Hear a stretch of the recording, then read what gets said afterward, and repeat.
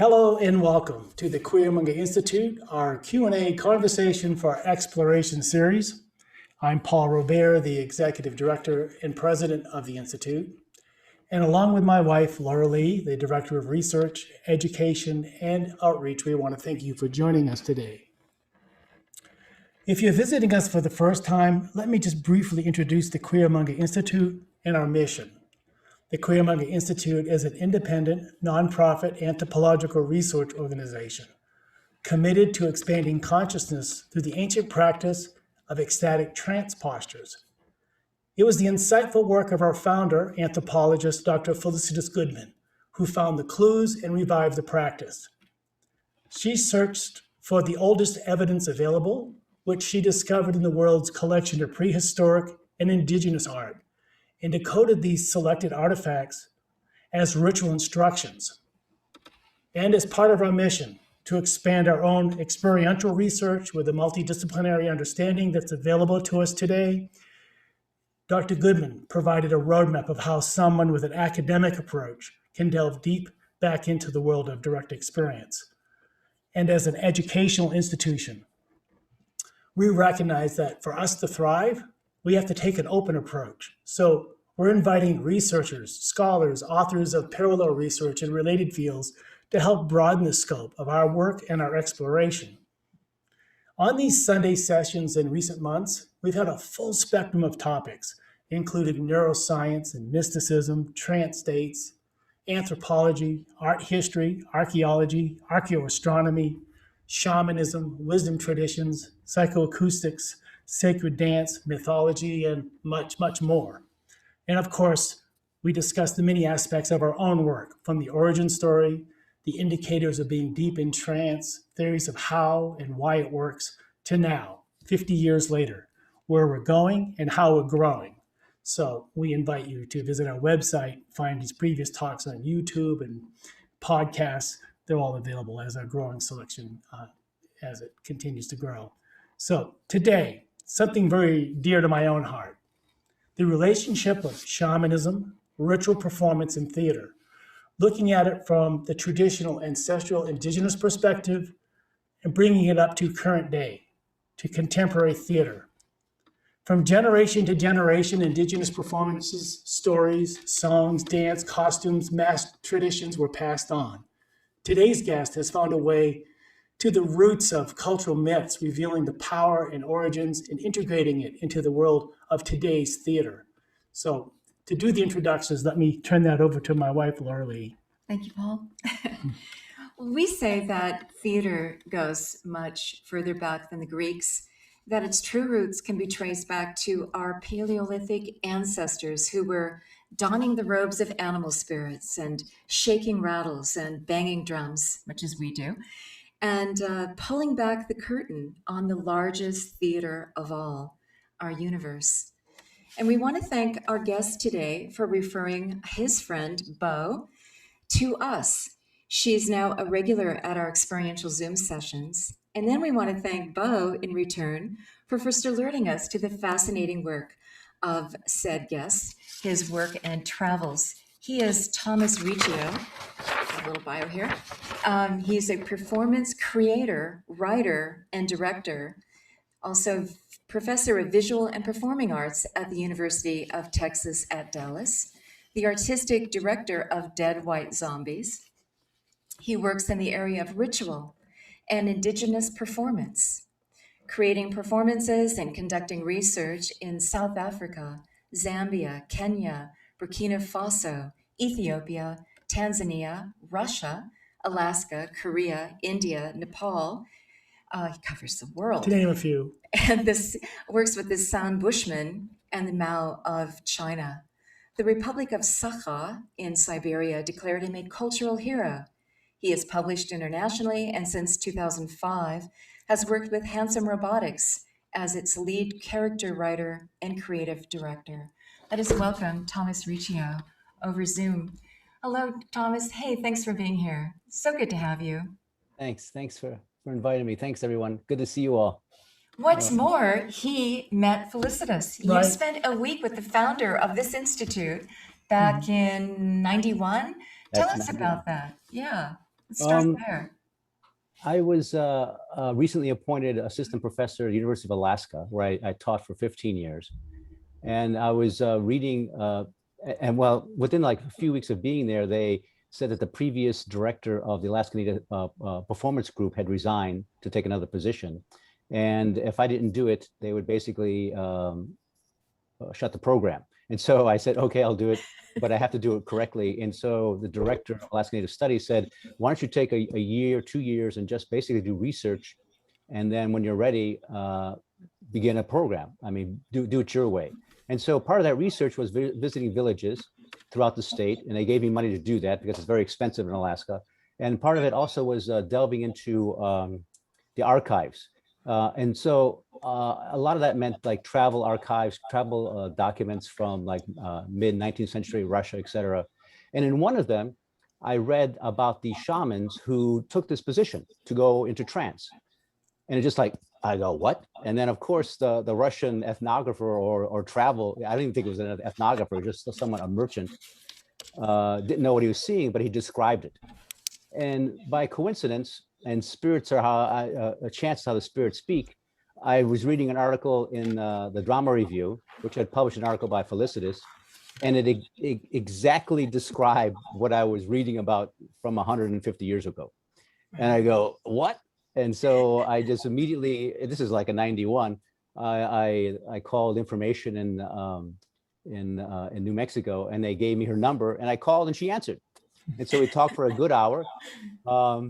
And then, yeah, I explained what I was doing and what I had seen, what I had read about and all that. She says, we should get together. And I go, great, because she was interested in how her academic study, anthropological study could be somehow functional and transferable into something into the real world and, you know, have a life beyond just academe. And so that summer, I went with an Alaska Native, a Yupik friend of mine, was one of our performers in the theater group called Duma Theater, which means pathway. And so he and I drove from Alaska. We stopped in Seattle for a conference and then went to Las Vegas to see relatives of mine. And then we went to the desert and then saw Felicitas. And it just so happened she had finished a program and she was basically by herself. And just chilling out, and so we just spent the week with her and went through a whole variety of postures with her, and things that she thought would be applicable for performance. And yeah, we had a great time. Had many lunches, dinners together, and walks, and actually did a little work around the place, and so it was good. And so that kind of created the basis of my work, which I started in bringing into my work with Alaska Native people, which of course come from a very rich shamanic tradition, which I'll show some slides here in a second. And from there, I started writing. This is just kind of a brief overview. I started writing about my work with Alaska Native people in journals, and then others internationally started reading it and said, hey, could you come work with us? And that kind of set me on this wild and wacky journey throughout the world with people calling me and asking me if I can work with them and do a similar thing to kind of, and at the heart of what I do is basically, I do scholarly archival work, which I'll document as a scholar, but I do it with an eye on how this can be, the patterns of it can be a template for a rendering of contemporary expression. So basically, talking about your contemporary issues, but using the dramaturgy and the performance expressions that are already inherent within the culture. So rather than an Alaska Native person adopting Western dramaturgy, which is very much from the Western point of view, materialist, objectivist, cause-effect worldview, they have their own worldview. And so let's use this vocabulary, let's use this dramaturgy to create work. And that's what we did. And so I use the same kind of like, let's say, prototype, and I've carried it throughout the world, you know, to great success, to the point now that I'm overwhelmed. I don't know if there's too many invitations. Now, actually, right now I should be in Nepal. I've worked there before and they invited me back. Of course, the COVID, you know, doesn't make that happen, but also in Botswana, et cetera. So I'm kind of exhausted. So I use this year to kind of catch up with stuff in my writings, but I will continue. And part of the reason I'm interested in conveying this talk here is because what was given to me is not mine to keep. So I was given to me freely, and I have to give it back. So so whenever I have an opportunity to speak to whomever, an individual that meets me on the street, I'll tell them whatever they need, because that's how it was told to me. And many of the people who told me are elders, shamans, tradition bearers, who many times are illiterate and they don't write. And I feel sometimes very responsible to convey in an accurate way. And so many of my writings include extensive interviews and their voices. So I basically facilitate their voices and then, put it into a larger context so it can be transferred into the Western mindset, which can enrich us, because they've been marginalized historically. And there's this rich earth tradition, earth knowledge as conveyed through performance, which has been denied, which is to our deficit. And so kind of like, I guess my life mission is to bring that to bear to my own tradition. And you mentioned earlier the dead white zombies. I know it's kind of a snarky name, but I feel it comes from the fact that Western culture basically is like a zombie now. It's essentially dead, it's still walking around. And so we have like a humorous aspect to our work, but what I do within that is I interpolate and I use what I've learned internationally, and I bring it to my own kind of indigenous area of Dallas. And so we create work which are I don't do like the traditional like ritual of like, okay, people beating drums and all that. It's like, rather than doing that, I have sonic designers who essentially create senses of trance. So you walk through states of trance. And so we do healing ceremonies, which one performance dealt with, we took place in a former crack house, and it dealt with not Alaska, but the African-American man. And basically the ghost of his life are there and haunt him. And the audience of 25 comes in and basically takes place inside of the house. So it's very rich with kind of sight resonance. And it was evolved and basically looked at a tuja funeral ritual, which they call unwinding a life. So when someone dies, they basically go through the high points of someone's life, and they basically release that part so that the spirit can leave. So basically, this man, we find out later in this one performance that he's dead. He died at a botched holdup, and now he came home to his mother's home.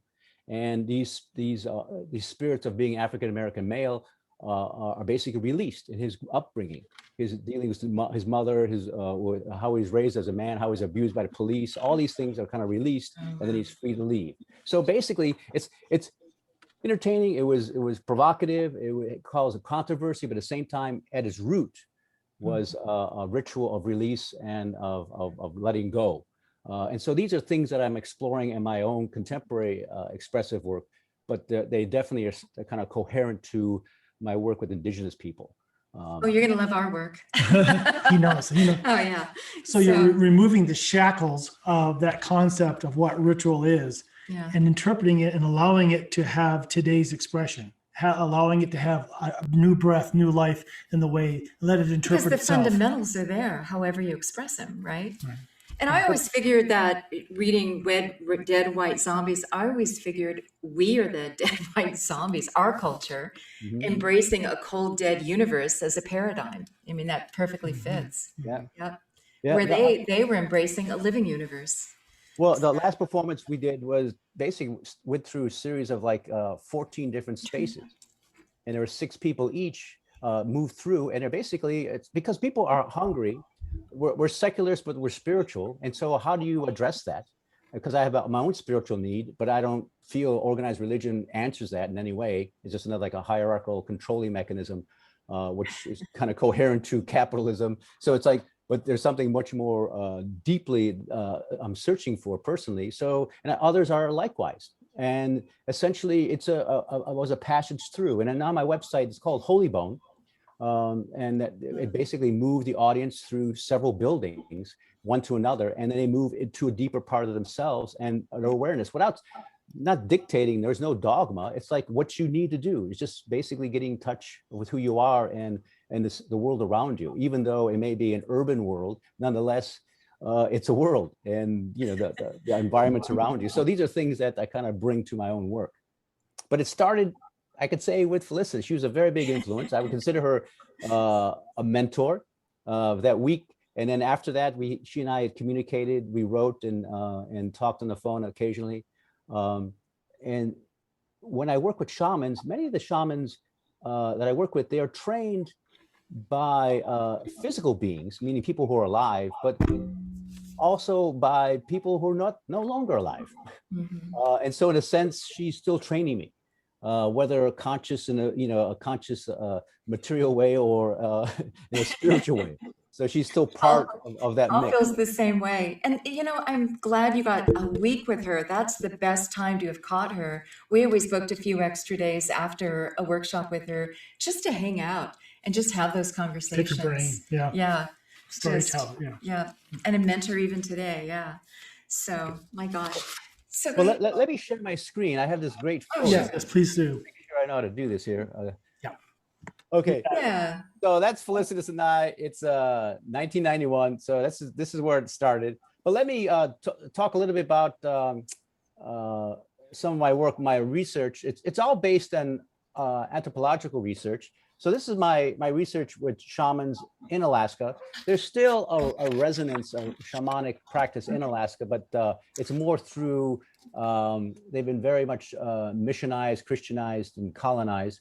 But these rich traditions are what I kind of examined and then brought to our work as with the Duma Theater. And it combined this and kind of like made a rediscovery or re-examination of these traditions through the postures. Like some of the postures I used were like the spirit journey and the birthing postures. And so here you have the Yupik. These are Yupik masks here. You can see they're really quite complex, and I've learned a great deal about the mask traditions. And these are what the teeth. I mean, I can do a whole lecture just on Alaska mask, but you could see these are all from trances. These are trance inspired. So essentially, the shamans would go into trance because they had an aptitude for it, and they would report back, and then others, including themselves, of course, they would manifest their performance. And they would come up with in a moment I'll show you some trance-induced performances that were manifested. But these large hands here, because they're dealing with they're going in and healing ceremonies, and they're dealing with bad spirits. These hands are basically to do combat with bad spirits. And then these teeth also to eat bad spirits. So you have all these, and then now, of course, his protecting spirits, his animal protectors are, and his ability to fly in trance are implicated with these the use of feathers, and then of course do battle with it. And then here you see represented the cosmos. So it's an interesting. Just the mask itself kind of represents this really abstract kind of like a complexity that is very much trance inspired. And these masks, the Yupik masks, for instance, were a big inspiration for the French surrealists who just fell in love with them and were inspired by them. And some say kind of changed modern art because of the way they recombined ideas and abstraction. Oh, Picasso famously was inspired by African masks. Yeah. Right.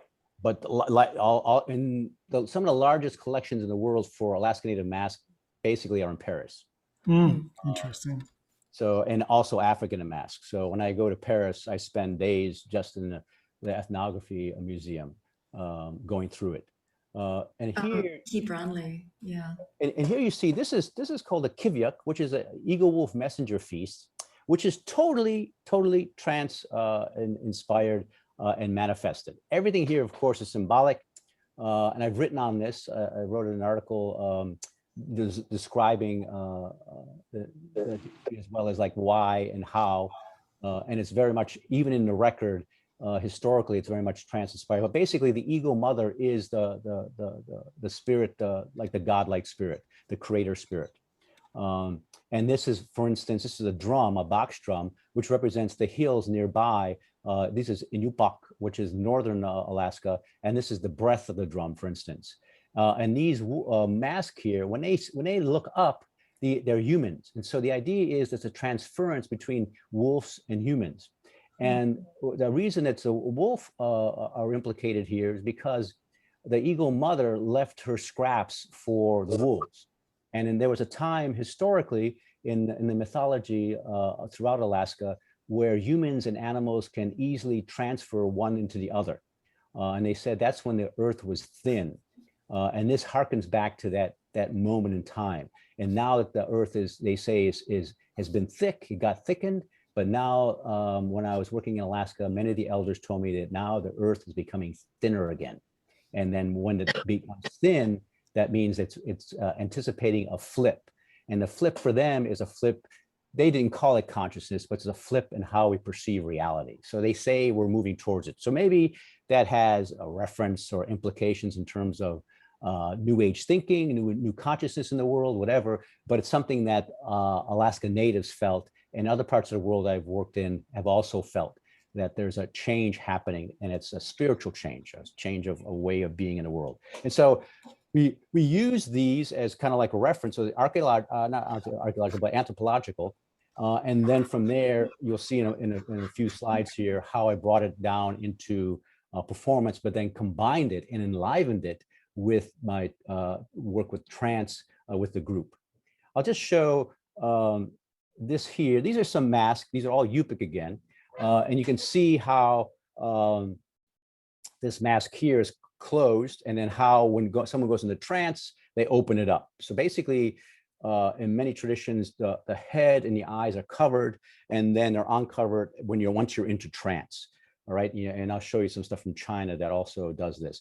The mask here are basically it's to facilitate spirit vision.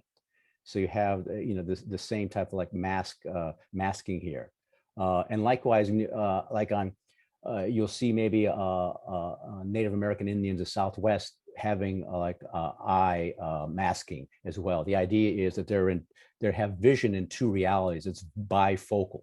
It's both material and spiritual simultaneously. So that's what that's talking about. Here's an interesting mask, which is really fascinating. This is a trance mask. I mean, you wear this to go into trance, and the whole is basically the whole of the universe, the entryway, a passageway into another world, whether lower world or upper world. This is where you enter, and that's the only sight you have. And so this is a mask you wear. You could have, there's two, if you look right here, there are two slits here, and this is kind of for sight, but that's about it. And the idea is, of course, it's obscured vision. This is a mask they would wear when hunting was poor, and they would make propitiations to the moon, the man in the moon, or the moon god. And the idea is that that's where all the game is, because of course, the game would follow like lunar patterns in ebbs and flows of the cycles of the moon. And so they're appealing to the moon person. And you see these seals here, which are like these are the seal holes. And so the idea is that they would fall into our world. All right. The belief, there's so much I can say, but I'm trying to keep it brief. So I'm kind of editing myself, but they believe that the sky is the stars are basically holes in the sky cloth. And so on the other side is another reality. And so they're actually passageways. And the twinkling of stars is basically light from another world. And the other world is just like this world, but different. All right. And so basically they're asking through a trance experience here that the shaman would wear to basically open up those holes so that seal would come into this world. And then here also you see a passageway. And then the teeth there are the fact that they want things from the other world to come in this world. They don't want this world to go to that world. All right. And so the teeth are basically, that kind of like to discourage like the transfer to another world. All right. So again, there's a whole discussion just on Alaska Native Mask, and the mythology can be really opened up, by looking at it. And I apologize. Today is going to be kind of like a real general overview and kind of like catch as can and associative, but I'll try to keep it on track in terms of like showing the work and how Felicitas's work and trance really promoted and augmented the performance work and basically made the performance work. Thomas, we hope that you come back many, many times and that you have such a rich body of work. It's going to take many hours to don't see feel it rushed. all. Take your Don't time. feel rushed. Oh, okay. All right. I'm enthusiastic, so you can tell. We are too. So this is, I mentioned Duma theater. And so coherent to the practice of making work in terms of Alaska Native, like let's say diagrams or templates, there was nothing written. It was all orally transmitted. I mean, we basically created it, we devised it. We referenced a well-known myth called kayak, which is the origin of kayaks that we know, the boat, and how that was central to the Yupik way of being in the world. And so we basically created this as a script. This is our script. And in rehearsal, for instance, if someone flipped or maybe remembered a scene differently or kind of like inverted it or whatever, then we felt that that was as it should be. It was kind of, we were in dialogue, we were opening up in our rehearsal process, which is a continuation of our trance process. And we all know if you've tranced, once you open up the trance world, it kind of starts, there's a dialogue and there's a porousness that's happening. And there's maybe a heightened awareness. And so when it influenced our very practical work, so if things inverted or changed or we were so inspired, then we move with that. But we were always kind of linked with these ideograms. It was only afterwards that we put down a record of what we did in printed form. So it kind of lived in our bodies, and it lived kind of like in our bodies, but also in our trance work. I did extensive work with trance, and this is immediately after I had met with Felicity. This was actually that fall.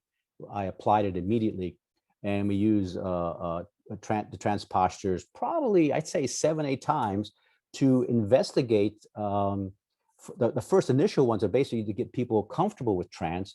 And then later, they are more specific to, so if someone is working on the scene, let's say of creation, the two people who were involved with that scene would trance to basically to articulate that scene.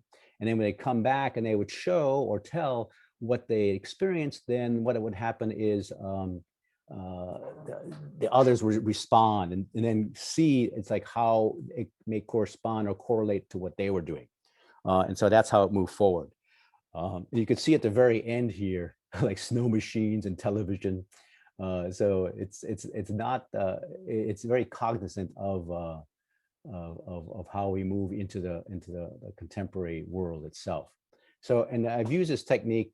This is kind of, and maybe spend some time here. This is a technique of orally transmitted and sharing in our bodies and our spirit, the trance work, and incorporating it with the physical work. And then my job is basically to help oversee and articulate that into a performance in, let's say, public ready form, and to share it.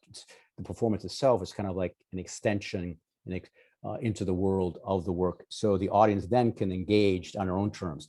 It's very important. How you create it is what you'll have. So how you create it is as important, if not more important, than, and why you create it, than the performance itself. So it's part of something greater. And when it is in performance, it's not solid, it's not fixed. It will change and evolve as the feeling and the spirit of the group and the audience together take it to another level. And we build it to kind of have like an open circuit. I mean, there's a structure there, but it's a loose structure. And this is something that I carry on with my work with the Dead White Zombies. It's a structure, but it's a loose structure, and it's meant to evolve and surprise all of us. It's kind of a continuation of the journey. So in a sense, the journey doesn't end when you like come out of a journey and you journal it and you tell about it. The journey, just in a sense, that's just a continuation. The performance is a continuation, and hopefully the audience will take it into their own world and be moved by it. So it's really important how it's created and how it's kind of directed outwardly and shared. So the sharing and the generosity is a real important part of that. I don't know, any questions so far? That's why we journal after our trance experiences and share with the group. So, yeah. So just continue. We'll save some questions for maybe second hour, Okay. but we want to just have an opportunity to hear all your research. And Okay. So here you see a direct reference to we saw earlier the Eagle Wolf Messenger Feast. This is Paul Jumbo. This is the fellow that came down, and he and I spent time with Felicitas, a dear friend. He was given to his grandmother. He was of, I think, 4 or 5 children in his family. His grandmother was widowed, and she was alone. She lived in the same village, but she had her own house. And so she wouldn't be lonely. He was given to her. And his grandmother was, at the time of missionization in the real brunt of it, the 1920s and 30s, she was a shaman's apprentice. And so she conveyed to him this shamanic practice, what she had learned. She had been an apprentice for many years. Of course, the missionaries were very threatened by this kind of challenge, spiritual challenge. And what happened with the great influenza of 1918, 1919, a whole generation, primarily the elders, died. And so when the church came in, they became kind of the surrogate providers and knowledge base, because, and of course they had the understanding that, okay, we'll save you. And of course, that's part of their mythology as well, this salvation mythology. And so they were turned against their own practice. There is now a very strong and encouraging movement to rediscover it. And Paul was definitely a part of that. So you can see here how it's like he's when his head is down, like in the Kivyuk, and then when it's up, he's a wolf. So it's kind of like this again, it's like in between two realities. It's both a physical transformation, but also spiritual, material transformation. This is in kayak that the first play we did with the ideogram was representing that. And here is like a whale spirit. And these are all hunters. My students are from the villages.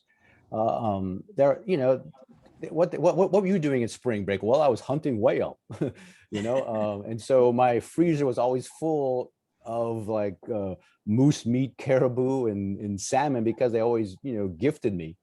And so here we have a revitalization, of the tradition. And it wasn't like, it wasn't a stage where we're in the dark, like in the Western tradition, which is basically a diagram for the Descartesian split, the mind-body split.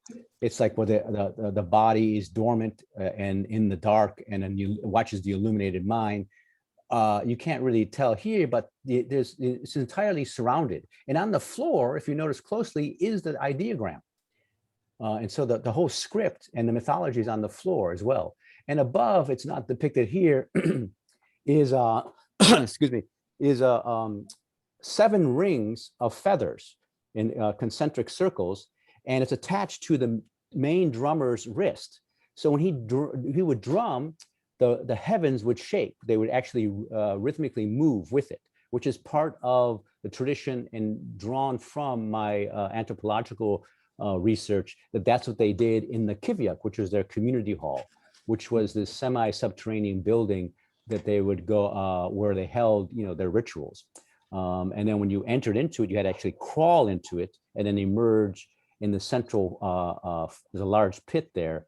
That's where you would emerge, much like a wolf or an animal. And so in a sense, just entering, you're recreating this kind of like animist worldview biophysically. So the ritual you live the ritual in a sense, but it's focused in the rituals within the Kivyuk. And there's maybe it's the traditions throughout. When they have a mythology, for instance, if there's a spit of land, the spit of land's myth is something, the spit of land you walk on every day, but the spit of land is maybe a beach whale that was offered by the ancestors, and it's still there to provide for people. Everything has like a relevance and reference that is in mythology. So in a sense, mythology is alive and always around us. There's no kind of separation. Where we tend to, in the West, because of Aristotelian thinking, separate our mythology, or we categorize different things and put them in their place nice and neatly, whereas theirs is much more holistic. And maybe to give you an example, a revelation for me was the first day of our work with Duma Theater, because I'm a trained theater artist. I go, let's warm up our body. So, normally you warm up, you like loosen your head, and, we do like you do like in a gym class or, an exercise class, and let's warm up your wrist and everything, all these parts of your body that you're going to use for performing, right? And you warm up your voice. And as soon as they started doing that, I go, no, stop. And I said, this is not right, because in a sense, we're breaking down the body, we're categorizing it, and we're basically in the body, even in unconsciously, I was conveying like a Western precept of how the body is examined. And so what we did is we created what we come to call a ritual warm-up. And so I asked everyone to bring in 3 movements. Again, it's a biophysical way of being in the world. 3 movements that they thought was personal, spiritual, and I think mythic. And that's all, or traditional. That was it, traditional. And so they brought them in, and there were definitely overlaps and correlations, but we used that as kind of like a vocabulary. So in a sense that vocabulary lived in their body, and a lot of it was actually traditional dance and traditional movement related. And so from that, we worked for several weeks, and we created like a half-hour warm-up, which included drumming, singing, chanting, movement, animal transformations from like human to animal, to feeling, all these things, which is, in a sense, we warmed up not only the body in a very good and powerful way, but also warmed up, and it was like kind of like a window into the tradition and re-examining and reinvigorating their worldview. So even how you warm up was part of like the dynamic of how we created and established our worldview and how we proceeded from there. So every element was part of it. Nothing was kind of like, left to the chance or not examined. Here is another work called it's called Eagle's Gift, and inspired by the Eagle Wolf Messenger Feast, which is a central mythology. And here is within that, there's also in our trance work, there is a character called the blood mother, and this blood mother is kind of an evil character, but then is transformed into a good character to help people. And here is like the eagle mother herself, kind of transformed into a human, and talking to the contemporary Alaska Native people. And so now, and then how at the end things are transformed. So in a sense, it's kind of a healing of looking at all of the difficulties that the Alaska Native people have gone through, and then reasserting it through their mythology, but also reinvigorating it in a very profound way through trance. I mean, if you're dislodged and disconnected from your tradition, how best do you re-encounter that? How best do you engage it again and utilize it? And that's where the trance came in. And so again, in this one, like other Duma shows, we used trance extensively. And the fact that this fella here, Alaska Native guy, really took to it. And he came in one day with these drywall stilts. He said the eagle mother, the blood mother needed to be large because she was ready to fly and she's ready to do battle, on behalf. And so he came up with this, and he used iconography and images from the research and other traditions within the culture itself.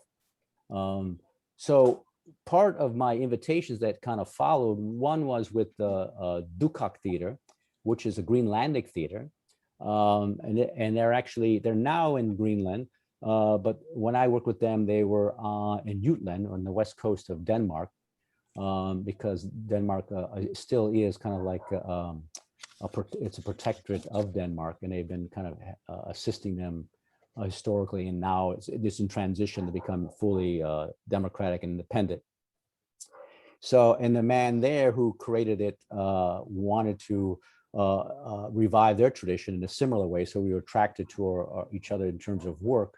And so but the difference there was because Greenland really had experienced the brunt of early colonization, especially the west coast of Greenland, because the sea ice went out early. And so colonizers, we're talking 17th century, could come in. And as they came in, they colonized and Christianized. But on the East Coast, which had more shore ice, which made it very difficult for the colonizers to come in, the tradition remained. But nonetheless, they lost over a period of time, they essentially lost a lot of their dance and performance traditions. And so even though they were reviving it, and this is like a scare the spirits, and it's a festival they do, putting like things in their mouth, these little like prongs in their mouth, to scare the spirits, kind of like a Halloween kind of like related thing they do every year. But part of my work with them was essentially to teach them, because there's a corollary between Alaska Native and Greenlandic Inuit, to teach them Alaska Native dance. So it's kind of a crazy world. I'm an Italian American from Cleveland, Ohio, and I'm teaching Greenland Inuit Alaska Native dance. But that's the kind of wacky world we're in. But I use trance with them extensively, to kind of like as a way to explore. And right here, you see some of on the left-hand side there, a photo of some of our work that we created.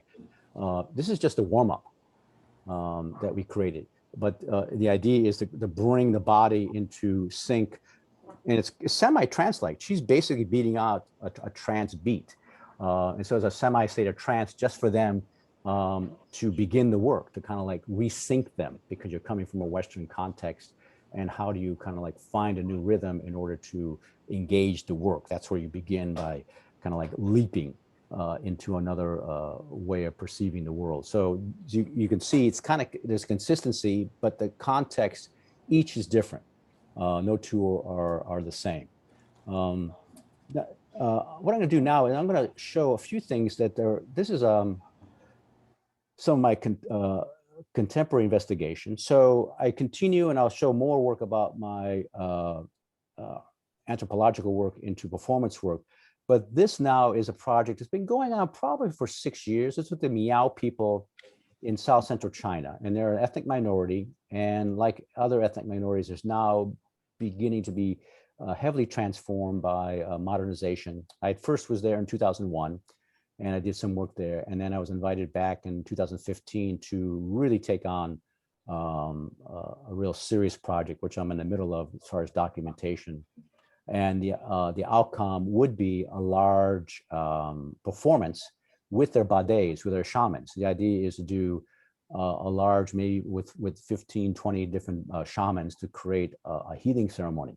So a lot of this is building towards that, but we'll see in terms of the politics. This here, and there's also a very strong tradition called the Shenya. So the badets are their shaman-like characters, their positions, and the Shenyas, there's some men, but they're primarily women. And you can see this woman here. She's essentially taking me in, I'm not trancing, but she goes into trance, and he's also a Shenya. And he went into trance, and this is just like a photograph in his house. And this is like spirit money that he burns for the spirits, etc. And she does the same. You can see the same with the offerings, and also the spirit money here. So I never met her before.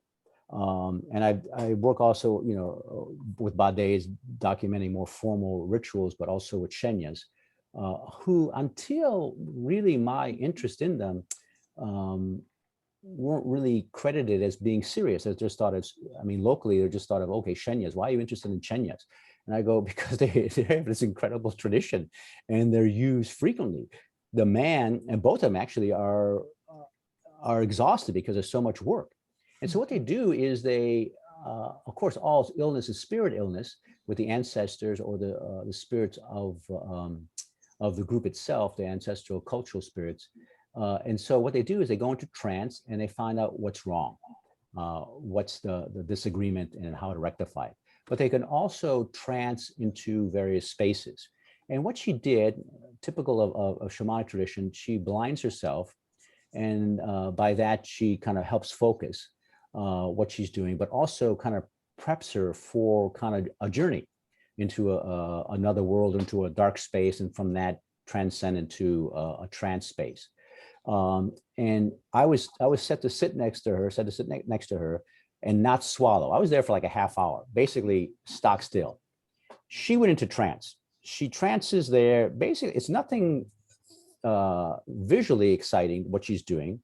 What she does is sits there, and at her feet, she basically quickly moves her feet to stimulate like a spinal movement. And it's similar. You'll see this in Korea and in the shaman healers in with the Bushmen, etc. The same phenomenon, and activate the spinal fluids. And then what she did, she basically went to my house. I didn't ask her to. She said she had never crossed the ocean. She got a little lost. This is afterwards. I interviewed her. During there's a man there, a bade, a shaman character. He is interviewing her, not interviewing, but asking her and making sure that she's grounded, that she doesn't float away. So she'll say something kind of in a poetic speech, and then he's saying, well, what do you see now? Are you okay now? Is everything all right? Okay, where are you going now? So he's asking her kind of a running dialogue as she's doing it. I just met her that day, and my contact, a dear friend of mine, Peng Jin Kwan, found out about her and brought me there. He had never met her. We're talking hours on back roads into the mountains. And she went to trance, and she came to my house here in Richardson, Texas, which is a suburb of Dallas. And she described it in minute detail, which is really, to this day, quite phenomenal for me, how she did that. I have a lot of windows. I have floor to ceiling windows. And when she came in, she goes, so much light. And then I have red brick floors, which, I keep not polished, but I keep them, clean. And she goes, oh, it's so shiny and I'm going to slip. She thought it was like ice. And then she started describing the artwork. And my friend Peng has been to my house. He's visited me a few times. And she started describing the artwork. And because I'm interested in propaganda art from the Mao era, I have some Mao posters. And from the Cultural Revolution, which is 1966 to 74 or something. She started singing propaganda songs. Her son, who was there, I was there for a half hour, and then I was asked to they got me, and I sat down and I was able to observe. His son said, what is she doing? She was never political. She didn't even know she knew those songs. We're talking like 40 years ago. And she started going like political marching songs. And it was like, because she saw the Mao posters. And it's like amazing. I mean, it's like, how do you do that? And others that with other Shenyas, this is something I need to write about, and I have a great deal of information. This past year was a lot of transcribing and stuff, but I will write an article, and this Shenya section will be in my book about the Miao people. And again, I somehow will find a way to not copy, not to like appropriate, but more or less find ways of our own kind of like expression of that, of taking us other places, and how do we do that? So yeah, so it was really quite phenomenal. And here's another Shenya. And here you see, this is in her house. She'd been working. We looked for her for a few days. She was so busy. She was out away from her home for like 3 or 4 days. And then we just kind of by chance found her, and I interviewed her. And then she went into trance. And I wasn't the focus of this trance. A woman named Mame, who is also one of the supporters of reviving and articulating Miao culture, she was there, and she visited her ancestors, which she documented. But here you see like they call this spirit money, and they burn it to let the spirits know that they're giving them something. You have to give to receive. And so she's putting the headpiece on. Yeah. Go ahead. Yeah. It's a reciprocal universe. Yeah. Yep, absolutely. And here's like before, and this is what she goes into. And of course, I've video documented this in transcriptions, etc., of her experiences. But that's she's been that, and she was she became a Shenya because she was called.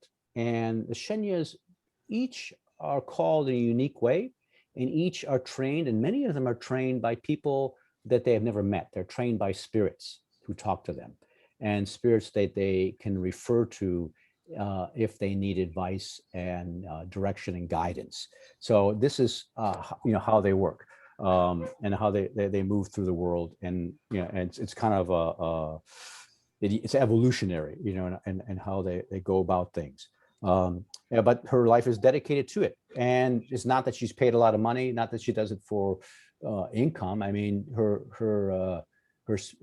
home was pretty not poverty, but she had children, had to support her children, et cetera. It was also did some small farming. And this is kind of typical of what they do, but they're all working a lot. All the good ones are working a lot. So that's why they're hard to get a hold of. And what's remarkable, again, is that the locals, meaning the academics, and I was a visiting professor at Jiso University there for like 2 years, they really didn't think of them in any particular way. They just thought them kind of like, okay, they're folk traditionalists, and that's what they do. And there was no kind of coherent study. And now there is an interest in what they do and how they proceed. And of course, I share all of my information with them and have translators because they're speaking Miao, and there are like 8 different dialects of Miao. So I need, the right translator for the right area. And so they've since I've been there, they've developed a whole program in their anthropology ethnographic area that are specific to the Shenyas and the Bades. I had been there before, kind of loosely. There was an interest, not as a formal interest. And part of this, which is typical, is political, because the central government does not like ethnic groups kind of like mobilizing or really re-engaging. They want everyone to be kind of homogeneous to the Han, which is the overwhelming culture. Like 98% of the population is Han. Historically, the Miao fought the Han. We're talking like maybe 1,000 years ago or so. And what happened is the Miao went from central China into the mountains. So they're basically the West Virginia of China. And because the mountains were so isolated and so difficult to traverse and move through there, they basically left them alone. It's when I go to work with the Miao, I fly into Shanghai. From there, I fly a domestic flight for 3 hours. From there, they pick me up. It's 2.5-hour drive. And then from there, I spend, I'll go out an hour, 2 hours, up to 5 hours on bad road to the villages. So it's pretty isolated. And again, as I mentioned, a lot of it's evaporating because of technology, but also now the pressure is the central government, what they're doing with the Uyghurs, they're doing to a lesser extent with the Miao, the Yao, and the Tuja and other ethnic groups there.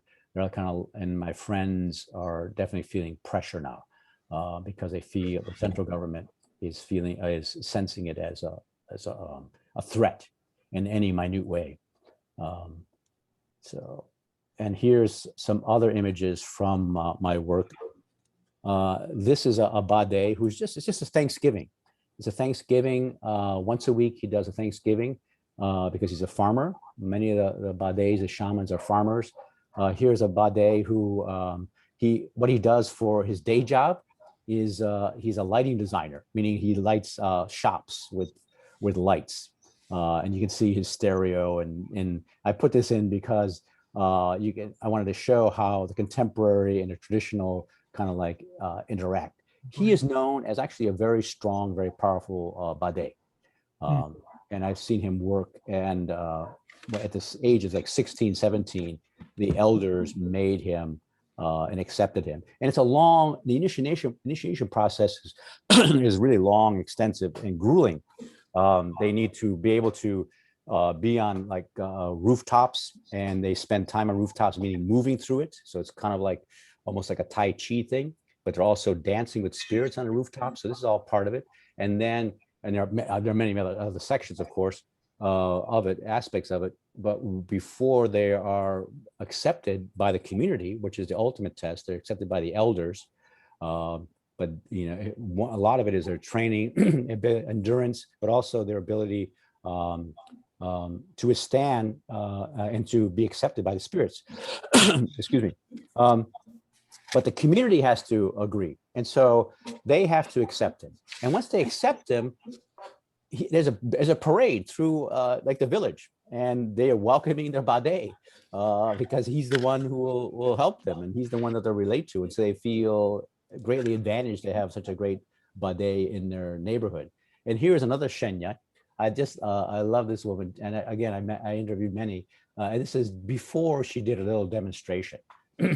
And you see, like, they have similar altars there for propitiations, and what she did also was put the headpiece on and went into trance to demonstrate and to talk to her spirits.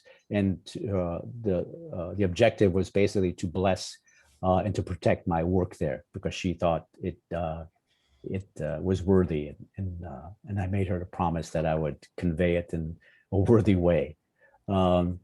This is a ritual I documented, which I published on, and these are 3 days, and this is like the ritual itself. And if you go to my website, you go to the video area, there's like a 15-20 minute video detailing this, and it's also an article I wrote that goes into the detail of how and why it exists, etc. But and all of this represents something. There's nothing that, and this is like, it takes a few weeks to prepare. Actually, if you look at it in a long term, it takes place over years. Essentially, if someone is sick in the community, what happens is they'll ask, kind of like taking out a loan, or maybe you go into debt with the spirits, and you create an object that's of value to you, and then one who is like asking these things of the spirits, and then you hide it in the house. Houses are kind of like barn-like, because our majority of them are subsistence farmers. And then and let's say someone is ill or someone's not feeling well. This one here dealt with a boy who had some psychological issues, emotional psychological issues when he was young. And then around 6 years later, and the father said, okay, why don't you do a ritual for this? And so they hid it in the house. And then Shenya, the spirit woman, came in and said, now is the time. She saw it in a trance that now is the time to give thanks. And so they gave thanks to the spirits for healing the boy. And the boy was healed. And so they have to give back. And so the family has to, in preparation for this, which takes like a year, 2 years, they have to feed and cultivate all the food for the feast that's offered. So the animals that are sacrificed for it, the food that's eaten, all the rice, etc., the wheat that they use, the sorghum, all this has to be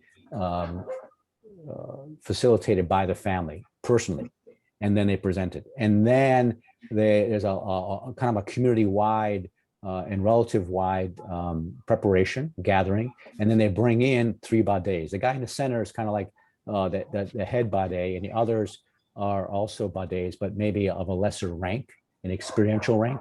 And you can determine their rank by their crown. And this is a syncretic tradition. And so you'll see, like here, Buddhist figures on their crown, as well as Miao figures, as well as Taoist figures. Many say that the Miao predate Taoism and actually inspired Taoism. I had mentioned that in my readings of Taoism that we had great corollaries of the Miao. The Miao historically predate Taoism. They had been in the region, and they had been vitalized and active in the region for centuries. And they found an archaeological dig which showed that they were there, the first rice cultivation, for instance, that was like a century before they thought it was. And it was obviously a Miao cultural site. And so they're very much, a part of Chinese tradition. And so there's an argument that the Han coming from the north and invading, essentially, like all cultures do, they take and they adapt things from other cultures. And so there's a real cross-referencing. And it has to be remembered, none of these men are literate. They're all illiterate. And so the tradition basically lives with them. It's not like written down. There are some writings. The people will write like poems to the spirits, and then they'll burn them to kind of give this offering to the spirits. But beyond, and those are the poets. Those are basically the people who write. But and a lot of times they'll write almost in ideograms. And so it's very much a non-literary tradition. And Taoism became a literary tradition. And some say that's why it evolved and was kind of developed and has like a secure place in history, whereas this is a bit more ephemeral. This here is a folk tradition on the right-hand side.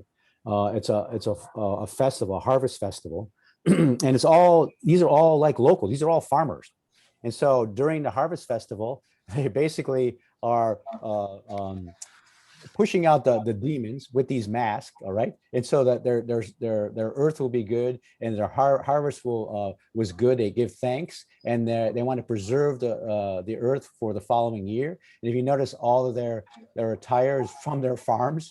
And it's all localized. It's all very much all of that space.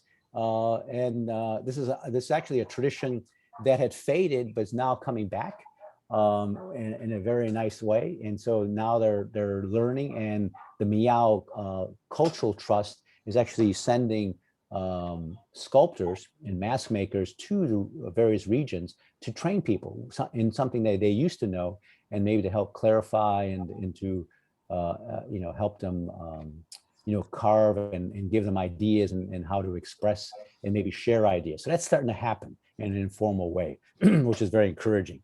So you may be getting a sense that not only I do the work with archival and documentation, like ethnographic work that leads to performance work, it's also, I'm often called to do educational work, but also help facilitate developmental work. So I'm often called to, it's like, okay, how do we have this tradition, and how can we share it without sacrificing its essence? So there'll be conferences and seminars on the subject, and I'm always, because of my experience elsewhere in the world, how do you do that? Because people are interested, tourists are interested, primarily within China, are interested in this, because this is they're kind of maybe starving as well for something like maybe more direct contact with the old ways or the earth ways. And so there's an interest, but how do you represent it without diluting it and sacrificing its essence? So this is something I'm often called to. Also, when at the university, a lot of my work there was with graduate students, and essentially how to document. How do you document? All right, so they grew up with these traditions and they knew them, and a lot of them think, okay, it's what the elders do and it's kind of funny. And we've all been like that when we're growing up. It's like, oh, that's what grandpa did, and it's kind of a weird habit. And then we just take it for granted, and then when they're gone, you go, oh, I wish I'd have listened or, done something. So you're helping them appreciate and make it exciting, aren't you? Yeah, and that's what I do. I mean, that's part of the work, but it's like, but then you have these graduate students are like, well, how do you document? Okay, it's like, so they go in there with the camera and just like, no, okay, let's go through it. So I'll have them as assistants, and I'll help train them. And I've done this. Part of the work I would do in Nepal would be doing that, because I've done that before. Part of the work I do in Alaska and elsewhere in the world is to train young ethnographers, performance ethnographers, because it's something they recognize as a need, but they don't know how to do it. So that's Or how to get to that space where it just flows. That's hard to document. Yep.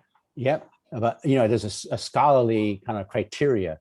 You can't. That's why I remember it, and that's what it is. No, well, how do you know that? Well, get a quote, or like talk to this person. Who's the person in town?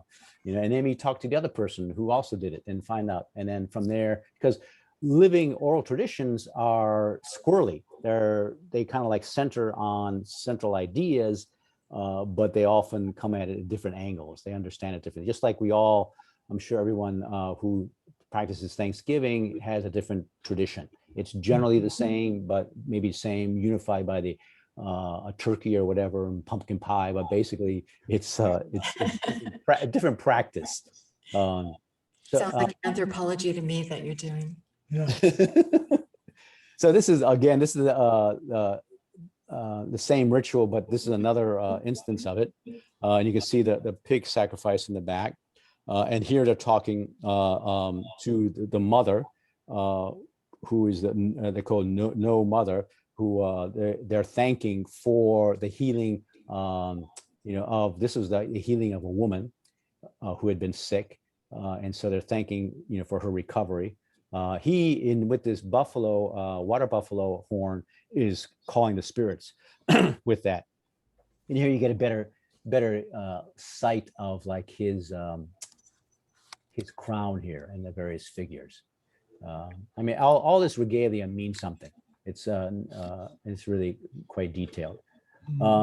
I've also worked in Korea, and these are on the left is a mudong. The female shamans are called mudongs. On the right is a shinbang, and he's a male shaman. And so I've documented their work as well. They do a pouncing to get into trance. So if you know anything about the Korean shamanic tradition, what they'll do, and it's really quite elaborate, they'll pounce, and the idea is to stimulate the spinal fluids. And this is a pretty typical. Yeah. You know, just moving and bouncing up and down, and you do that rhythmically. And there's, I mean, the Koreans have an incredible orchestra that's part of that, and counterpoint, you know, rhythms, etc. And it takes you deep into trance. Just to watch it, you're trancing. And then this one here, she is doing a house blessing, and this is money, of course, that they'll give her. And the idea is that she's giving it to the spirits. And she's an interesting lady. I interviewed her a few times, and while interviewing her, she went into trance. She just kind of like left, and I kind of came back after a few minutes. And that was fairly typical. It's just because she has that kind of like porousness, and the circuit is so open so often that when she mentions something, it triggers something, and then she goes away and then comes back. Now, in the Western tradition, we'll think that person, you know, needs to be medicated. But in their tradition, they revere it, and they feel they're gifted to have someone like this around. We do that to people having a daydream spontaneously. We want to shake them out of it. Like, don't go away. Don't go into some sort of altered state. Stay here. Yeah. Yep. So, I mean, I'm pointing it out kind of like, you know, as we move through stuff. And there's a lot happening here. I mean, there's sacrifices involved, and I'm more or less a vegan, so I have difficulty with the sacrifices, but I also reserved, or, you know, I respect, and they reserve the right to express as they will. But actually, a lot of them, a lot of the groups I've worked with are moving away from animal sacrifice. There's more of a greater animal sensitivity happening. Now, Laura wanted me to talk a little bit, or at least mention something that a lot of these traditions, if you notice, you know, what I just showed you, like with the mudongs and shinbangs, they're basically, and also with the Shenyas and the Bades in China, there's like an asexuality to them. She is actually wearing men's clothes at various points, and men's hats. Look at him, what he's wearing here. This is basically a woman's dress that he's wearing. Because when they're in trance, they're between spaces, and they're neither male or female, material or spiritual. They're in between, and that's their expertise, to be able to travel and navigate that. And that's the danger for someone who doesn't know how to navigate. You could get lost on one side or the other, or you're unable to do it, or be afraid to do it. But you know, they're trained. Part of their training is basically to do that, depending on the tradition. So there are corollaries.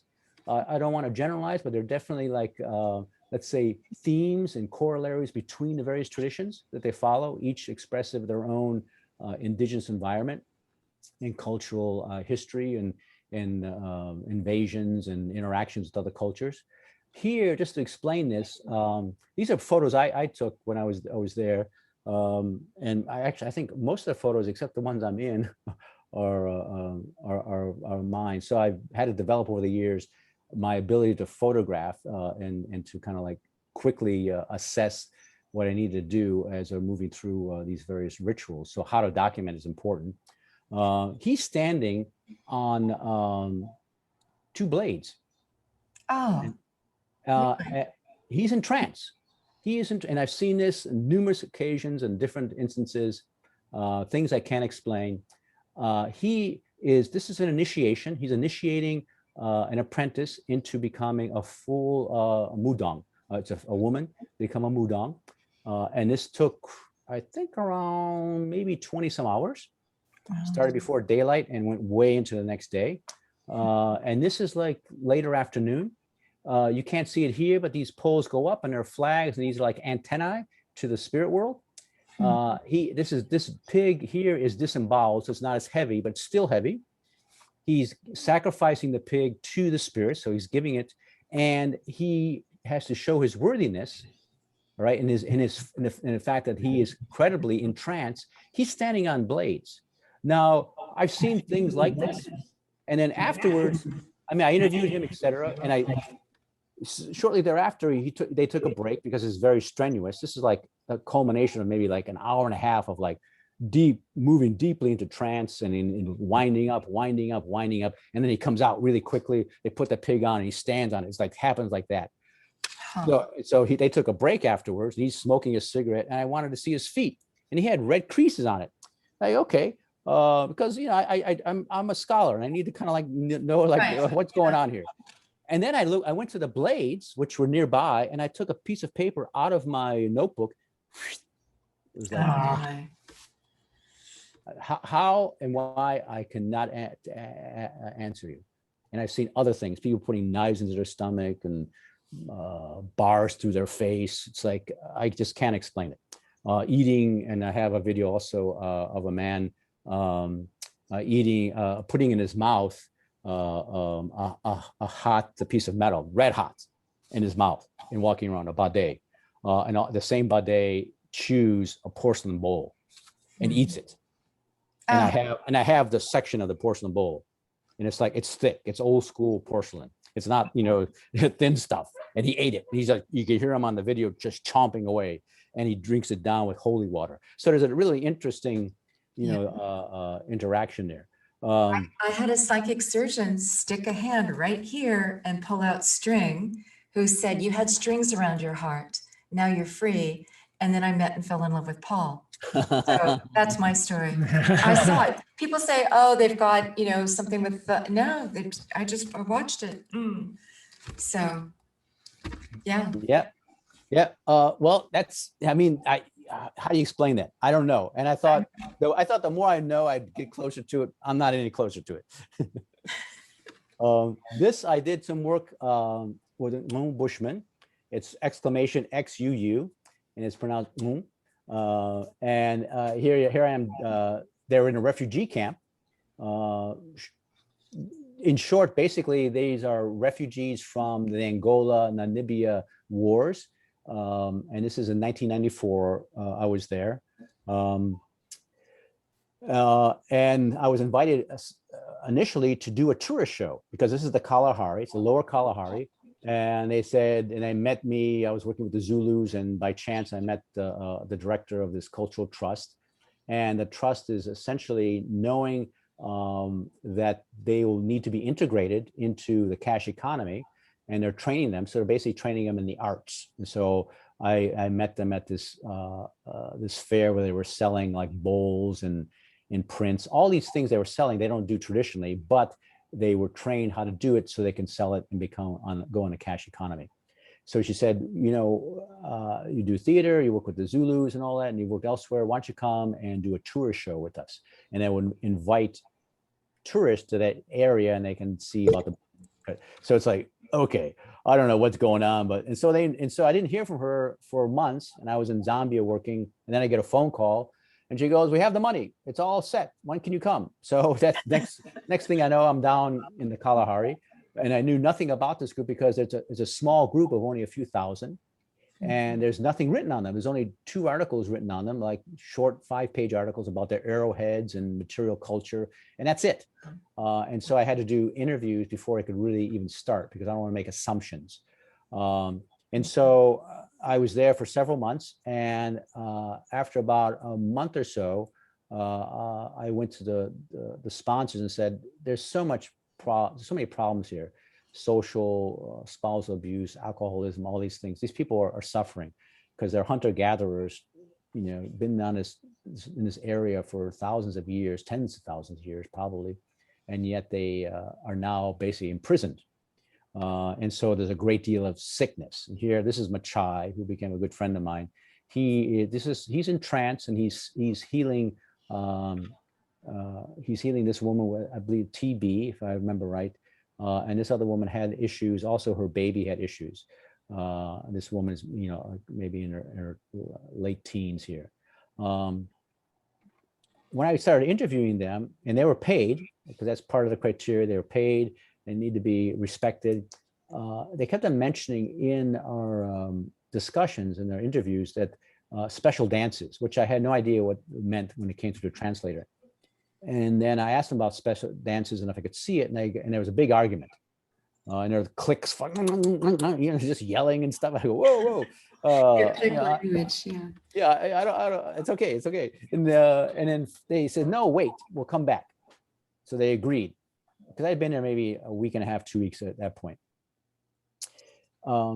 They came back and they were all wearing this kind of regalia, this which ceremonial regalia, like beaded headpieces, which Machai is wearing there now, belts, not functional knives, but like and ads, etc. All these things. I go, what's going on?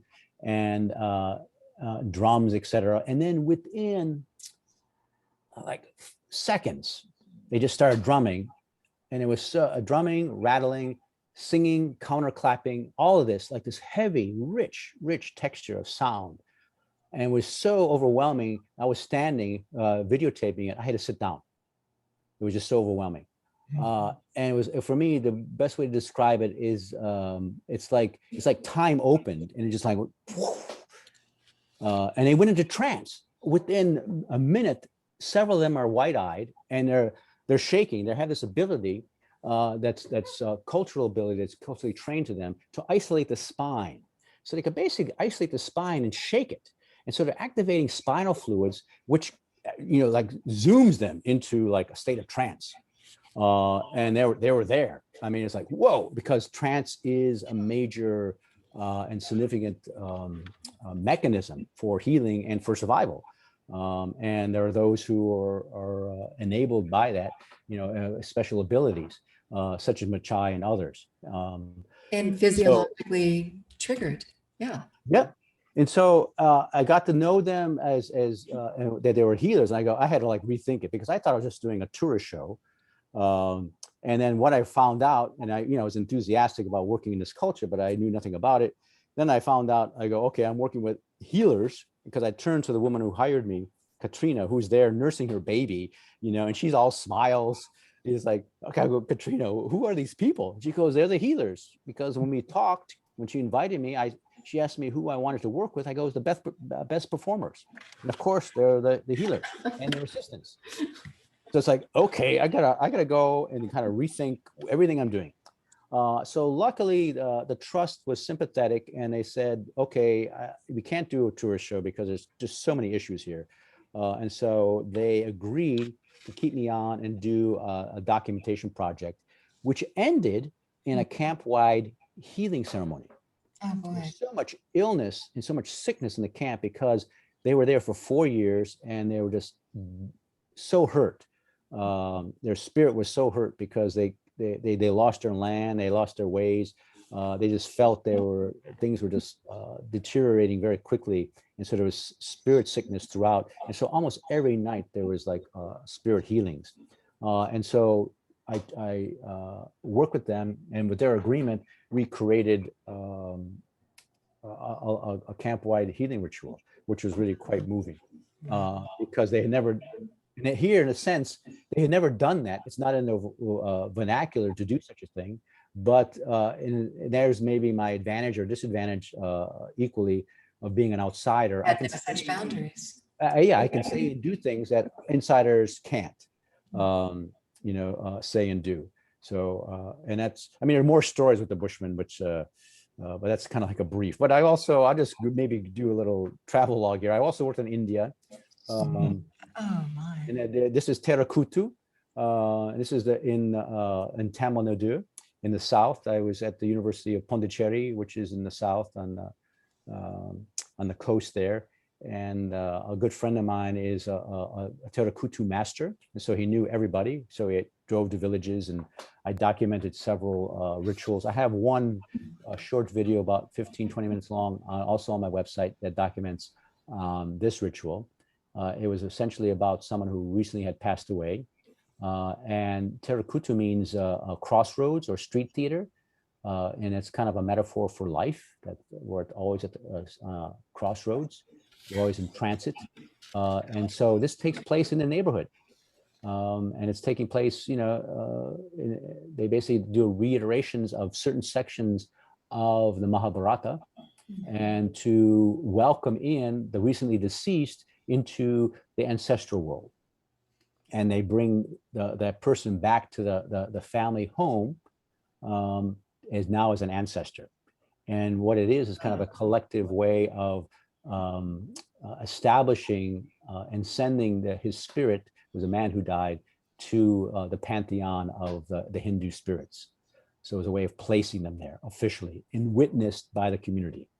So it's a folk tradition. It's very different. It's very elaborate. It is also evaporating very quickly.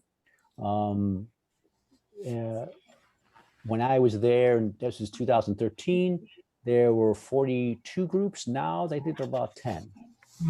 It's just hard to sustain, and more people, as they become more interested in the Western culture, they don't feel the need to participate in this or have an interest in it. So a lot of it, and this young man here is really an exception. And it's also, they're all men, but they play female roles back and forth all the time. And part of the reason you'll usually find men is the prohibition against fathers or families allowing their wives or daughters to travel, because these are basically traveling companies. And so you'll find that throughout the indigenous world, and that's primarily the reason that men play the roles. And That was true in Shakespeare's day, though, that the men played the female roles. So. Yep. Yeah. So then it becomes not sexualized, and so it's more idea or iconographically conveyed. But he's an exception, being a youth that's interested in Terukutu. So this is actually Krishna. I recognize the face. Yep, the blue. So it's great, and it starts at dusk and it ends at dawn. And you're welcome to sleep, take a nap, wake up, and just kind of be in the atmosphere of it. It's really quite nice that way. Okay, I'm basically giving like a little travelogue of my work here. So, and I pull these quickly. So I also done work in Ethiopia. I did a performance project there. But a lot of my research, they have a very strong Ethiopian Orthodox Christian tradition. And if you know anything about it, they believe that the Ark of the Covenant is in Ethiopia.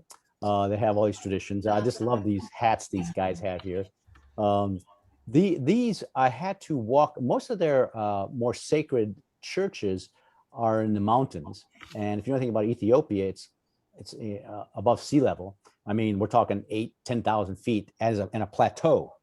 So just walking up these rocky sides of mountains to get to these churches is like exhausting. I mean, every 10 feet I had to stop out of breath. But you'll see like elderly men and women just zipping up there because they're born and raised there. And so I went there at dawn, and these people are all gathered and they're ready to go. And there've been this ritual, which I can go into detail, but it's kind of involved for the setup. But just to show you, how they're welcoming in. And in Ethiopia, they're welcoming in the spirit of Christ here, which is definitely, kind of shaped with animism, or shaped with an indigenous kind of interpolated. So it's a very different type of Christianity. It refers to Christian doctrine, but it has its own take on it. And anywhere in Addis and any day, there is some sort of ritual occurring, a Christian ritual throughout. And this is like I was just driving by with a friend, and we went by, and there must have been 10,000 people outside this church. And this is one of like they call them monks, and people sought him out to basically get blessings. And he's also a monk, but he's also, I talked to him afterwards. They have their tradition, their shamanic tradition is called the Zar, Z-A-R. And they're very secretive. And they're very concerned about being judged from the outside, and they're kind of marginal in the Christian practice, but they're recognized by what this guy is doing. He's a monk, but also, and he has a crucifix here, and people are kissing it, and he's blessing them. But he also is a trancer, and that's what he does in his service of Christianity, which the mainstream Christian practice in Ethiopia frowns on. But it's kind of a weird thing. They frown on it, but everyone goes to them when they need to go to them. So it's kind of like an odd thing, because it's really a top-down thing, because the leader of the Ethiopian Christian tradition sees it maybe as a challenge to authority. And that's maybe an issue throughout the shamanic practice. If you're able to trance on your own, or you have someone who's a good trancer and can give you information. Pretty empowering, isn't it? Yeah, I mean, that means you don't need me in my dogma. You don't need me in my book. And that you don't need me in my, The threshold guardians to the divine are suddenly saying, oops, there's other back doors. Yeah. Yep. We have a couple of nuns in our community. So. Oh, great. Wonderful. Great. Yeah. Excellent. And so let's see here. I'll just, again, I'm done. Here's a travel log. This is in Siberia. I worked in Saha. I did a performance there at the National Theater. And part of my agreement with them was to be able to visit with shamans. As you know, you're in that area of central of Siberia. The Buryat and the Saha have very, very strong and deep shamanic traditions. They are really elaborate. I befriended this one shaman who was known to be a great shaman in this practice. His shamanic robe was at the National Museum, and I also read about him in dissertations, about Saha shamanism. And so I sought him out. He was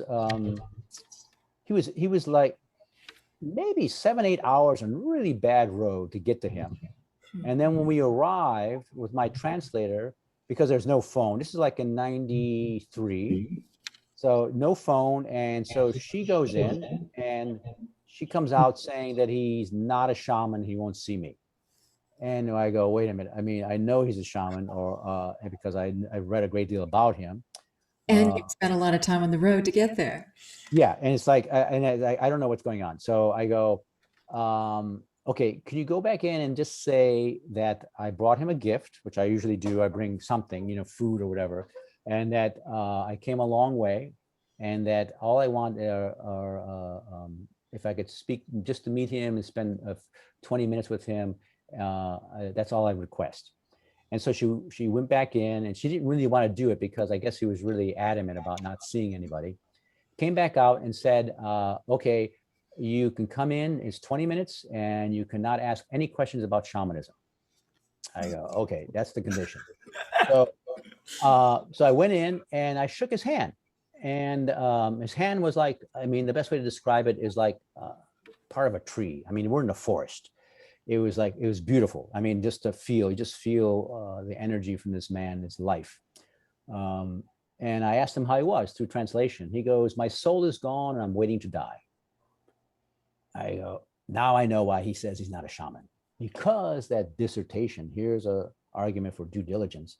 In a dissertation, I understood that in this practice of shamanism, that there are two souls. You have the human soul and you have the shaman soul. And so his shaman soul left him as it had come to him. It had left him. He's an old man now. He's a husk. And all he has now is his human soul. So his human soul is just waiting to die. And so he does not consider himself a shaman, nor qualified to speak as a shaman. I see. And so, okay, I go, I understood. Just by that one interchange, I understood. I go, okay. And then I wound up being there probably 4.5, 5 hours. Didn't ask one question about shamanism, and he answered every question I had. Because if I ask, how did you learn to sing? Right. It's like, okay. He's obviously telling me how he's going to sing, how he learned to sing as a shaman. And he said when he was like 17, 18, he was working in, he comes from a long hereditary line of shamanism, which is very strong, tradition, spiritually passed through generations. He said he started singing and he couldn't stop. And his father put him in a yurt and he sang for several days nonstop. And that's how the spirits communicated to him. His father knew what was happening because his father was a shaman. And that's how they communicated. And that's how he learned to sing. And of course, after he started talking about that, he started singing for me. And he's like, I mean, here, he still had, he was old, but he had the voice and he had the feel, and he just kind of took you there. I mean, he's a master. And then when I was waiting for my translator to go in and kind of negotiate, I walked around the compound. And to this day, still the memory amazes me. I walked around the compound and, I thought I'm looking, I'm going to see where I am and all that. And, you can see, right. It's beautiful. It's by a river, etc. I didn't see this. And this is right outside of his house. I didn't see this. I go, and then we were in his house and he says, I'll show you something. And he showed me this. This is a shaman's tree. I mean, there's more to it. There's a whole circle of like a lunar circle for divination and shamanizing he did. But this is his shaman's tree, which basically is a mnemonic, a marker for his evolution. So these birds each of them are telling him another level of his evolution as they move up. And each bird, these are all specific birds, each bird taught him something else on how to heal and how to divination. All right. You look at here, this is you see this tree here. Here are these totems, and you notice there's money and stuff in here. These are his helping spirits manifested as totems. And he puts monies and coins, and this is a tradition that you'll see throughout Siberia. This is his a helping spirit, and this really interesting. This is called a Sergei. This thing here, and it's throughout Siberia. They'll use this or Saha. It is a tree inverted. They're forest people. So here it's contextualized. So forest people work a lot with trees. Alaska, Alaska Native, meaning Alaska Yupik and Yupak, there are no trees. So there are no trees part of their vernacular. Trees are a big part of their vernacular. These are antennae. So imagine the way to see it, we're talking about the inversion of like male and female. This is an inversion symbolizing the roots. So the earth, roots, they're aesthetically fabricated and they have points on it carved to basically be antennae, but these are roots facing, so a shaman inverts the world, turns it upside down, and brings two different worlds and opposites together. That's their job. There's one thing about shamanism that maybe is consistent, is it's about opposites and being able to deal with opposites, something that the Western tradition fights against. We like definitive, we like this kind of like diachronic way. It's like good and evil. For them, there is a mix, and those definitions don't make sense, and many traditions have no understanding of those concepts. They merge and they weave, and what's good can be bad, and what's bad can be good, and so you're seeing this inversion here. And here's the man. I can't say his name, because when I left, he said, "You need me, just call my name." So I don't want to invoke him. I just let him. Understood. Right? But I have in the past, and I feel he's come to. There's power in names. Yes. So great man, great experience. Still lives with me, and it's for me. I'm really I'm thankful and really kind of still befuddled. Why by chance, and it's really chance. I really don't like overtly seek these things. Things come to me. Like I mentioned, I got invited to Saha. Someone saw I was a group of people in Alaska from the sister city Yakutsk, which is in Saha, and they came with now sister city was Fairbanks, and they happened to be in the audience for one of my Duma theater shows. I go to a party given in their honor at a friend's house, a Russian friend, after the show.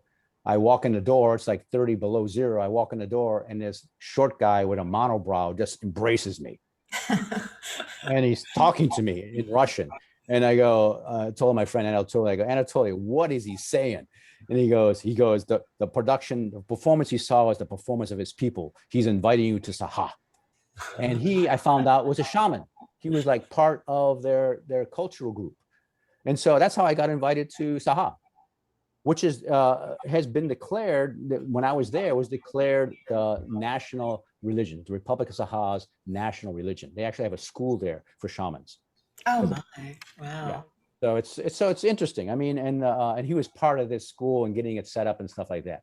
So I'll show you this. This is my work at the National Theater Saha.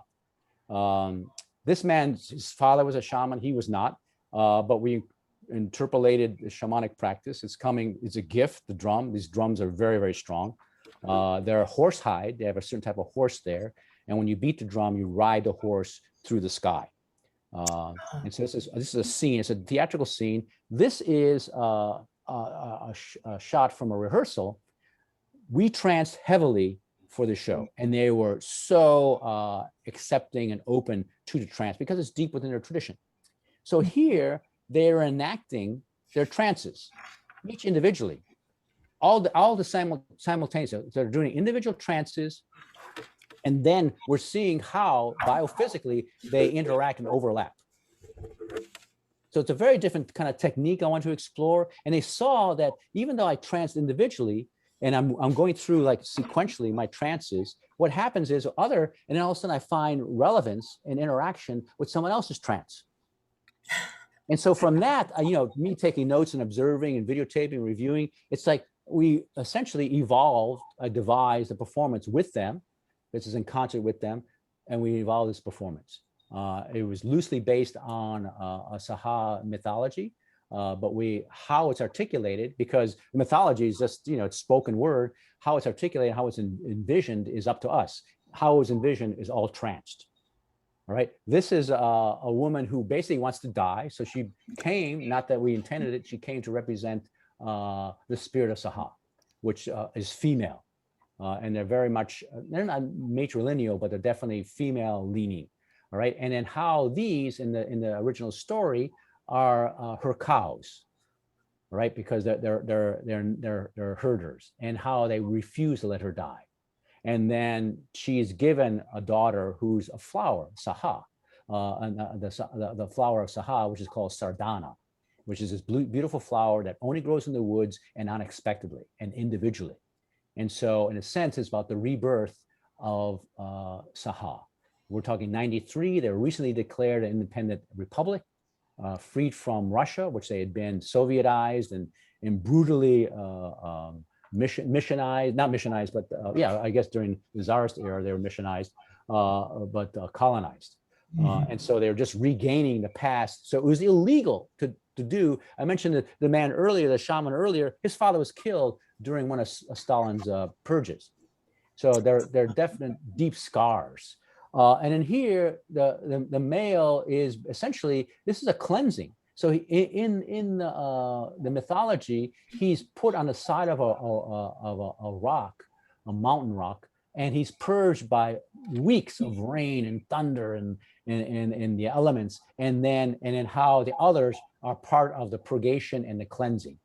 And then at the very end, Sardana returns because she's killed throughout, meaning the young spirit of Saha was killed, but she comes back in another form. And there's a large like shadow play of Sardana that they all watch. So it was like a tremendous success. I mean, a big theater, 800-seat theater. People were on their feet, cheering, responding, clapping, singing songs. It was like, boy, and it just went crazy.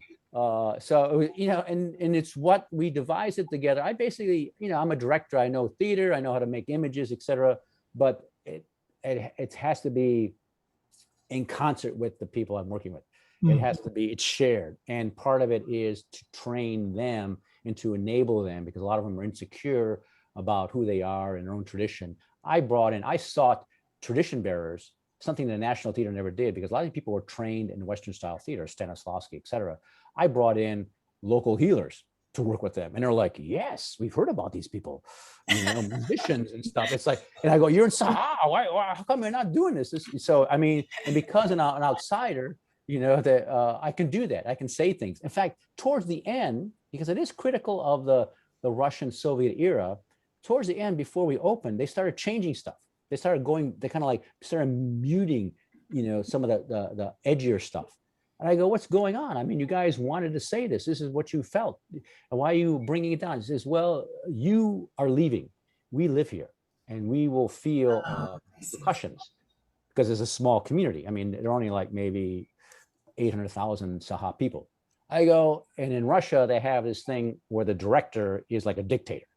So if I say jump, they jump. I mean, that's kind of like this tradition, like this Stalin-like director mentality. I'm not like that, but that's what the mentality is. Get away with it if you are leading it. Yeah. Right. And so I told him, if anyone says anything, just tell them that I made you do it. Right? And they go, yes, that's our out. And so they did it. And then they stepped over the line, they said it, and it was great. So I mean, so in a way, it's a weird position I have. I'm kind of in between spaces, I'm in it and I'm out of it. So yeah. I have a few more slides, which I'll kind of zip through here. I also worked in Zambia. I did a performance there. And part of my work always is to do archival documentation, ethnographic documentation. This is Nanshwala, which is a ritual they do, the Ngoni people, one of many. Zambia is rich with incredible traditions, which likewise are evaporating very quickly. Here's a first fruits festival. And here is like they are a Zulu offshoot tribe, meaning they left Zulu land after Shaka was defeated and they went north and then they rested here like 150 years before. And so this is part of the revival. So I documented this and I actually was hired by the Zambia National TV because I had a nice video camera and I documented it and they made a documentary out of it. So I kind of, and when you're there for several months, you kind of make connectivity with people and you're known. This is the performance, so just a quick shots of the performance we did, called Imipashi, which means the spirits. Zambia, like much of Africa, is very, very divided politically because of tribes, tribal histories. And so things about chances out of spirit speak. When I left Siberia, I had to get to South Africa to work, and so I decided to go through Helsinki, and then I found out about this Tampere International Theater Festival in Tampere, Finland. And when I was there, I go there and I'm giving this talk. This guy comes in late and he's sleeping in the front row, and I'm going, I go, what, and people are laughing, and so I'm actually clapping. I go, hey, wake up. And he goes, I'm sorry. And then he falls back asleep, starts snoring again loudly. Afterwards, he comes to me and he goes, I'm sorry. I drove from Samiland all night. And my friend, Idolota, the woman sitting next to him, said, I must see you. Do you want to work in Zambia? So he works in Zambia as a Finnish volunteer service. And he and I got, had a great affinity for one another. And so we started, we said, okay, let's do a project. And we outlined it. And then I'm working in South Africa. And then I hear from him like several months later, and he says, everything's taken care of. So he found the funding to do this first ever national theater project, which brought the major performers from throughout Zambia together. And then we toured it throughout the country. And so people saw these, what historically were warring tribes working together. And so it's a long story, and I've written articles about this. And then we interpolated because we had traditional performers. This is from the Chewa tradition. So we had traditional performers, which are spirit helpers. So it kind of folded contemporary issues. And here is an idea of like, this is a St. Peter mask, which was interpolated into another tradition. And so they basically, if they're exposed to an outside tradition, they just make it their own by interpolating it. And then for them, mythologically, children are born on trees. And what they do is once they're born, they fall to the earth. And of course, St. Peter manages the tree. And so in a way, it's about a rebirth of like an understanding of a totality of Zambia as a nation, and how it's always fighting is actually working against it. And to see historical tribes unified in a space, and you can see in this lower corner here, lower left-hand corner. Well, that's the shaman's job, is to bring opposites together. You just said that. Yeah, but look at this. This is typical. I mean, look at the crowd. We'd have like 1,000, 2,000 people in our performances, and they have no tradition of theater. And so we had to, like, for them, you can't see it, but the circle is created by corn maze, because that in many rituals you don't cross over the corn maze.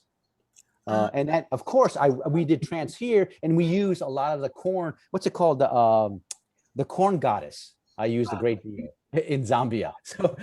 So I looked through Felicitas, and that's the reason we're here. There's the corn goddess. I use as appropriate, and so they love trancing because it's part of their tradition, and yet they had no way into it, and so it was an access to them, to trance. So this is like I work with the Zulus. I'm not sure what this is, this yellow thing on my screen that just kind of came up. And then this is like just as apartheid was ending. This is totally created by trance. Paul mentioned earlier about costuming stuff. All these costumes, you could see the woman here. All these costumes came by way of trance. And this is in St. Petersburg, Russia. And there was no script. The script was actually the performers I had. And I was there for several months. And through a series of trance documentation, sharing, and exploration, this guy was the Pyramid Man. This guy was, he was actually a soldier at Chernobyl when it was first declared. And so we used to tease him because he had this great falsetto that he got it because of Chernobyl. But essentially it was a ritual that came, was so, I don't know today if I understand, I still understand what it expresses, because it's, I was there, I knew in my head, but it expressed something spiritually that connected very deeply with everyone who saw it. And it was very moving. And I have I think video excerpts also of this on my website, maybe excerpts from like the ending, which is really quite powerful. But it was so powerful, and we did it for very little money, that the Russian national TV documented it and broadcast it. And then it did a tour in the Ural Mountains.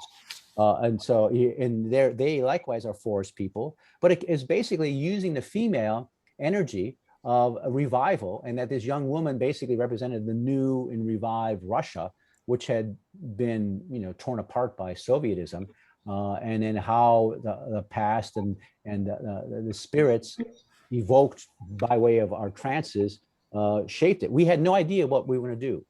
It just it did itself, and that's, in a sense, going back to the very first part of the talk and the images. The trance is a dialogue. And we're interpreters of that. And here's like another image of that. They're very much fire people, and we do fire dances over this. And then I'm almost at the end here. Laura wanted me to talk about my robot work, which is really strange, because I work with robots. But if you look at this, they're kind of totems. The best way, for years, he's a former PhD student, David Hansen. In 2005, he graduated. He got his PhD in 2007, but he was a student for a few years. And he asked me, because I write plays, write performance. He goes, "Can you do some performance writing for me?" And I go, "Okay," for social robots. And he was in need, and he had no money. And I was intrigued by it. For years, maybe 5 years, I kind of like, okay, I'm doing this as kind of like a sideline. And he would pay me if he had money. More times than not, he didn't. It was kind of like, great fun and a few beers. But I realized that since the beginning of probably our species, and since of what we consider like a community or civilization, we've been talking to figures, and those figures have been kind of antennae or focal points for the invisible, the spiritual world, the mythical world, whatever. And people will pray in front of a crucifix or a Buddha or a Hindu icon, and they hear things. They're satisfied by that, and they're renewed by that. The new invisibility now, which is surrounding us right now as we all sit in where we're sitting around the world, and which connects us, is a kind of a new spirit, or maybe an extension or an extrapolation or a new articulation of a new type of spirituality. And Still so here, communicating through the ethers with our internet. Yep. yeah, and so it surrounds. So the need to kind of like someone to focus in a relatable human form is, which is what a totem is. I mean, I can relate to it. So I talk to it. I kind of recognize myself in it somehow. And now, in a way, I've been previous to social robotics, I've been imagining something coming back to me. You know, God said this, and God reassured me. I feel, or Saint Nicholas, or Saint, Peter, or the Virgin Mary, or whatever, gave me something. Now they're actually talking back, and they access, because she can access the internet. So if you ask a question, who's the president of Portugal? She'll tell you. And what's the temperature of Lisbon right now? I mean, in a way, she's all knowing. A wise, omnipotent, omnipresent being. Yeah. So I wrote, and I continue. I was lead character designer for many robots, such as Einstein. This is Bina, which is a portrait of a woman, Bina Rothblatt. And also Zeno and PK Dick Robot and a few others. And then in 2008 into 2018 into 19, I was creative director. I had to leave that only because I have a full-time job, and it's kind of like taxing, but also I want to finish my indigenous work and write that up correctly. And I have been writing a great deal about it. But I've also, and it'll be out later, probably in 2 months, a major article, a major essay on my work with Hanson Robotics, and that will eventually evolve into a book-length work. And you can probably tell how I'll approach it. So you can kind of see how my work, and I didn't put anything with dead white zombies because that's a whole nother story. Oh, wait, save it next time. But I appreciate your reach, that you go from really early indigenous cultures, and then you morph that into the future. Yeah. So I appreciate that there's a continuum here, and that the same principles are at work, because we are who we are. And Goodman would say, Felicitas would say, you could take everything away that we know about this alternate reality and about the spirits, but it will rise again, because it's there, because it's who we are, because we have this assignment to communicate with that other realm, because that other realm is part of this realm. So I loved your idea of the stars shining through the fabric of the sky. Yeah. It is us, and we are it, and there's no divorcing this family.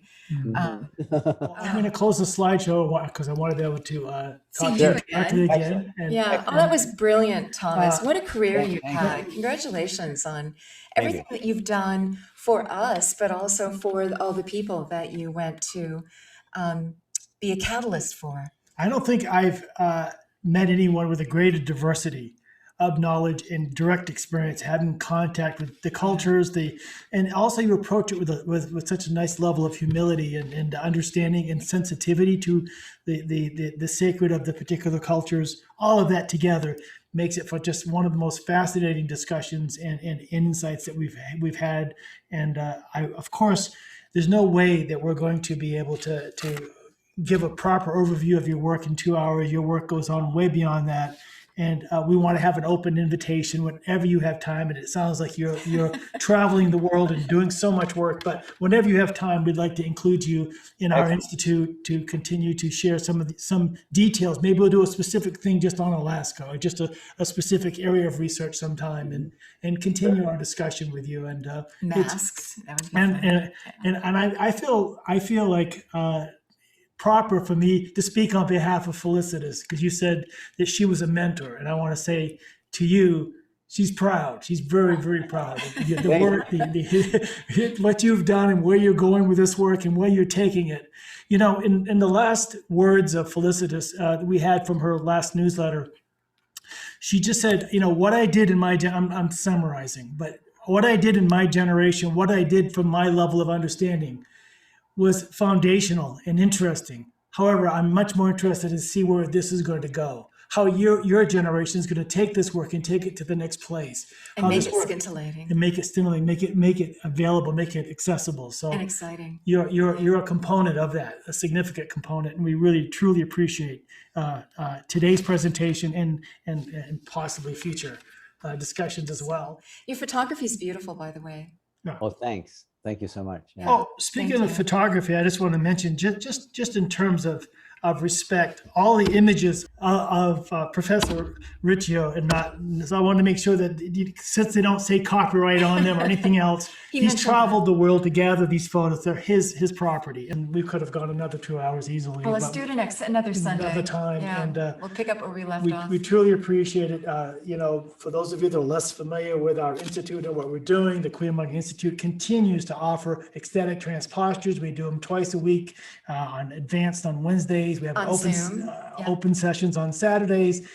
We don't have the institute itself. The physical facility is closed because of the COVID thing, but we will be reopening once everything clears up.